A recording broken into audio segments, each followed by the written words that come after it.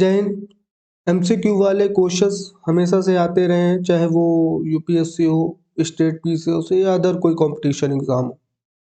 ये वीडियो उन सभी के लिए बहुत बेनिफिशियल है जो किसी भी कंपटीशन एग्जाम की तैयारी कर रहे हैं, खास तौर पे यूपीएससी और स्टेट पीसीएस वालों के लिए। अगर आप इन दोनों में से किसी एक की भी तैयारी कर रहे हो तो ये आपके लिए बहुत बेनिफिशियल रहेगा, क्योंकि हम आपको डेली 5 क्वेश्चन प्रोवाइड करते हैं, जिसमें आपको एडवांटेज क्या मिलेगा। जब आप 1 साल तक इसको डेली पढ़ोगे तो आपके पास बहुत बढ़िया क्वेश्चंस का एक बुक तैयार हो जाएगी आपके दिमाग में, क्योंकि 5 क्वेश्चन डेली प्रिपेयर करना कोई बड़ी चीज़ नहीं है, कोई बड़ा टास्क नहीं है, ये आसानी से किया जा सकता है। और जब आप पेपर में बैठोगे तो आपको सोचना नहीं पड़ेगा ज़्यादा कि हम किस में सही, किस में टिक लगाएं, किस में ना लगाएं, क्योंकि होता क्या है कि एमसीक्यूज में ज़्यादा ऑप्शन नहीं होते याद करने के लिए। हमारा दिमाग ज़्यादा एमसीक्यूज के लिए प्रिपेयर नहीं होता, ना ही वो ज़्यादा एमसीक्यूज याद कर पाता है। तो अगर आप डेली थोड़ा-थोड़ा याद करोगे तो आने वाले टाइम में आपके पास बहुत सारे एमसीक्यूज होंगे। तो उससे एडवांटेज क्या रहेगा आपको कि जब आप एग्ज़ाम में बैठोगे पेपर देने के लिए, तो आपको तुक्का लगाने का एक खास तौर पे बहुत अच्छा अनुभव हो जाएगा। पेपर में तुक्का लगाने का भी एक बहुत बड़ा एडवांटेज होता है, क्योंकि एमसीक्यूज में आप सब चीज़ें याद नहीं कर पाते हो। तो चलिए आइए शुरू करते हैं। पहला क्वेश्चन है हमारा, स्वामी दयानंद सरस्वती के संदर्भ में निम्नलिखित में से कौन सा कथन सत्य है? पहला ऑप्शन है, सॉरी ऑप्शन नहीं है, पहला पॉइंट है, इन्होंने वेदों में निहित ज्ञान को सबसे ऊपर प्रामाणिक और अघट माना।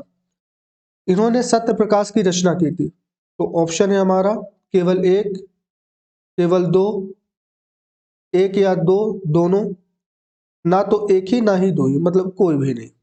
तो सही उत्तर है सी, मतलब दोनों। स्वामी दयानंद सरस्वती ने वेदों में निहित ज्ञान को सबसे ऊपर और प्रामाणिक और अघट माना। वेदों ने इसकी महत्वता को ध्यान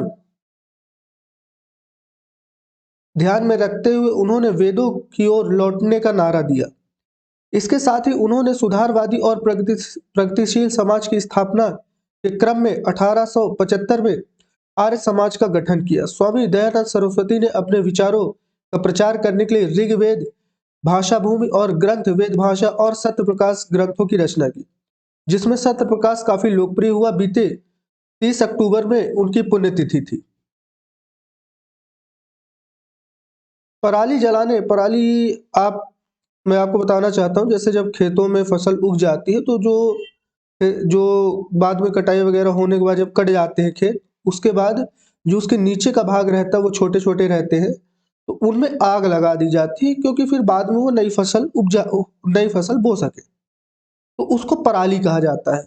पराली जलाने से वातावरण में निम्नलिखित में से कौन सा प्रदूषण उत्सर्जित होता है? पहला मीथेन, दूसरा कार्बन डाइऑक्साइड, तीसरा वाष्पशील कार्बन यौगिक। तो पहला ऑप्शन है केवल एक और दो, दूसरा ऑप्शन है केवल दो और तीन, तीसरा ऑप्शन है केवल एक और तीन, चौथा ऑप्शन है एक, दो और तीन, यानी सभी। सही उत्तर है सभी। पराली जलाने से वातावरण में भारी मात्रा में जहरीले प्रदूषित उत्सर्जित होते हैं, जिसमें मीथेन यानी CH4 और कार्बन मोनोऑक्साइड यानी CO और वाष्प कार्बनिक यौगिक यानी VOC जैसे हानिकारक गैसेस होती है। तीसरा क्वेश्चन है हमारा, अंतर्राष्ट्रीय गरीबी उन्मूलन दिवस 2022 कब मनाया गया?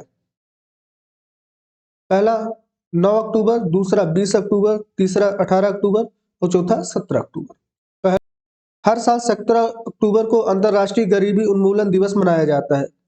इस वर्ष का विषय है व्यवहारिक रूप से सभी के लिए गरिमामय जीवन। निम्नलिखित कथनों पर विचार करें, और ये क्वेश्चन आया है CSE प्रीलिम 2019 में। इंदिरा गांधी के तहत भारत सरकार द्वारा कोयले क्षेत्र का राष्ट्रीयकरण किया गया था। अब कोयला ब्लॉकों का आवंटन लॉटरी के आधार पर किया जाता है। अभी तक भारत के घरेलू आपूर्ति की कमी को पूरा करने के लिए कोयला आयात करता था, लेकिन अब भारत कोयला उत्पादन में आत्मनिर्भर है। चलिए इसके ऑप्शन देख लेते हैं। केवल एक, फिर दूसरा है केवल दो और तीन, और तीसरा है केवल तीन, चौथा है केवल एक और दो और तीन। सही उत्तर है ए, यानी केवल एक। भारत में 1972 में इंदिरा गांधी सरकार के तहत कोयला क्षेत्र का राष्ट्रीयकरण किया गया था। वन सर्वेक्षण रिपोर्ट 2021 के संदर्भ में निम्नलिखित कथनों पर विचार करें। पहला, देश का कुल वन और वृक्ष आच्छादन देश के भौगोलिक क्षेत्र का 24.62% है। क्षेत्र के हिसाब से मिजोरम में देश का सबसे बड़ा वन क्षेत्र है। पहला ऑप्शन है केवल 1, दूसरा ऑप्शन है केवल 2, तीसरा ऑप्शन है केवल 1 और 2 और चौथा ऑप्शन है ना ही 1 ना ही 2 यानी कोई भी नहीं। सही उत्तर है केवल 1। देश का कुल वन और वृक्ष आच्छादन 80.9 मिलियन हेक्टेयर है, जो देश के भौगोलिक क्षेत्र का लगभग 24.62% है।